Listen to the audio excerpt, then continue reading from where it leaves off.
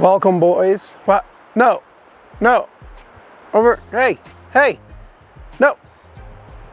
There we go. Today we're gonna be doing some survival tip. Today we're gonna do some survival tips with me. So follow along. We're gonna get started. So my first tip is, if you listen closely, you can hear the sound of rushing water. You're gonna wanna walk away upwards towards that so you can kind of get a point of view of where that's gonna be at. Downhill is always dangerous because it takes a lot of energy to come back up if you miss the river. I know what those kids are coming up here to do when they walk by. They call me a bloodhound. I can smell it.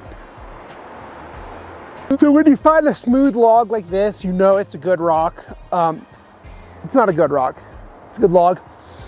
But these smooth logs are really good for tipping.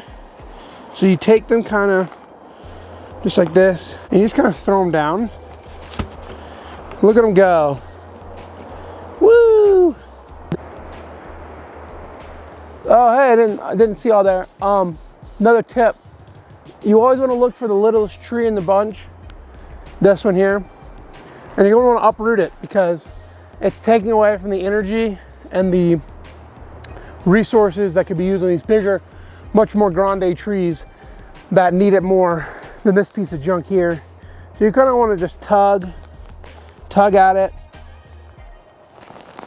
And you can kind of just pull out, depending on the size of the smallest tree, you can pull them out.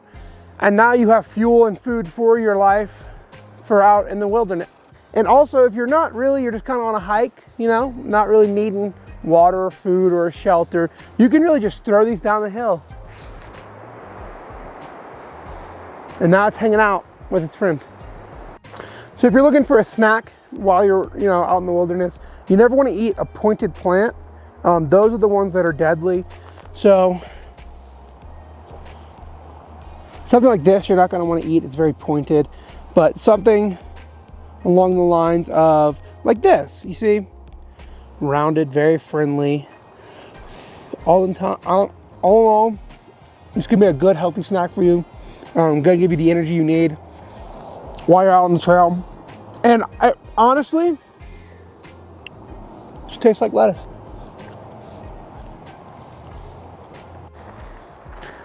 So this is a good example of life out in the wilderness. You want to watch out for stuff like this because a drill sergeant has been through here and got after it. So obviously he drilled it into the ground and then drilled through it. So we're not going to want to mess with his area. He's marked his territory very clearly. We're going to want to get out of here as soon as we can, but just want to show you signs of what you need to look out for. These are evidence of a drill sergeant, so we're just going to roll on out of here. I'm going to show you what you can do with some running water if you find it. You can make a faucet or a sink or maybe a toilet. You can't really shower with it because you're in nature and you don't really need to be that clean, because what animal cleans in nature? So come with me. A little known fact about when in nature, the gallop is the speediest way to get down a hill.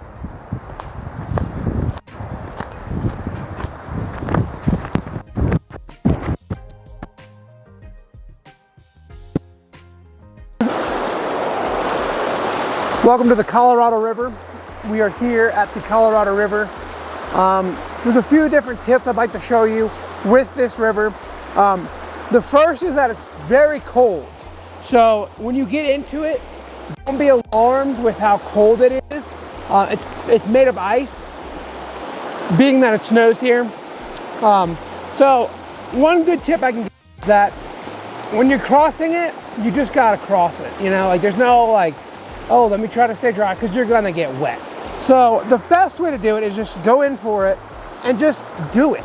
Because worst case scenario, you gotta dry your shoes, but who cares? They're shoes. You're gonna wanna look around for these rocks. It gets deep. I'm not gonna lie to you, it's pretty cold, but you see these rocks are a great foundation for walking on. They're nice and smooth and wet. So when you're walking, you know that you're on something rock hard, and you're not gonna sink to the bottom like in the Gobi Desert. This is freaking really cold. It's kind of hard to breathe, but don't let your heart rate elevate. You want to keep your heart rate as low as possible when walking so that you save all your energy. It's actually the safest way to walk because bears and tigers can't get to you in the river. They're scared of the water. The only thing you really got to watch out for is there's going to be some fish dangling on some hooks. Don't bite them. That's a fisherman going to reel you in. Don't go for it.